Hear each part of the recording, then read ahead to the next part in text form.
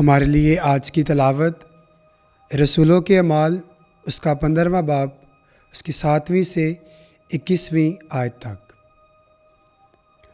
और जब बड़ी बहस हुई तो पतरस ने खड़े होकर उनसे कहा कि ऐ मर्दो भाइयों, तुम जानते हो कि पहले दिनों में खुदा ने हम में से मुझे चुना कि गैर कौम में मेरी ज़ुबान से इंजील की बातें सुने और ईमान लाएं। और खुदा ने जो दिलों को जानता है उनकी गवाही दी, क्योंकि उन्हें भी हमारी तरह रूहुल कुदस बख्शा और ईमान से उनका दिल पाक करके हम में और उनमें कुछ फ़र्क ना रखा।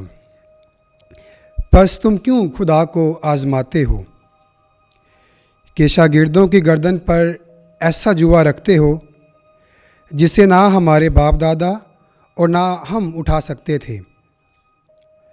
हालांकि हमें यकीन है कि उन्हीं की तरह हम भी खुदावंद यीशु मसीह के फ़ज़ल ही से निजात पाएंगे।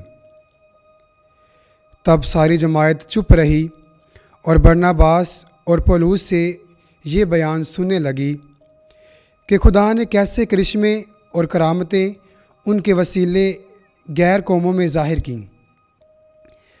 जब वो खामोश हुए तो याकूब खताब करके कहने लगा कि ऐ मर्दो भाइयों, मेरी सुनो। शमौन ने बयान किया है कि किस तरह खुदा ने पहले गैर कौमों पर नज़र की कि उनमें से एक उम्मत अपने नाम के लिए चुनी, और अंबिया की बातें भी इसके मुताबिक हैं।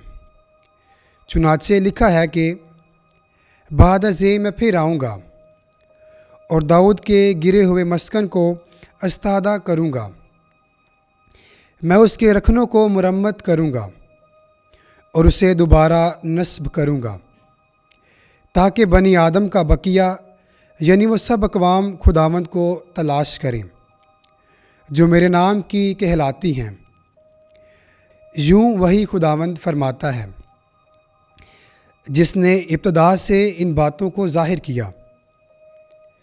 बस मेरी राय ये है कि जो गैर कौमों में से खुदावंद की तरफ रजू लाते हैं उन्हें तकलीफ़ ना देनी चाहिए, मगर लिख के ताकीद की जाए कि बुतों के मकरूहात और हरामकारी और गला गोंटे हुए जानवरों और लहू से परहेज़ करें, क्योंकि पुराने ज़माने से हर शहर में मूसा की शरीयत की मुनादी करने वाले होते आए हैं, और हर सब्बत को वो इबादत खानों में पढ़ कर सुनाई जाती है।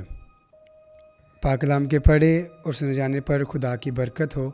खुदावंद का शुक्र हो।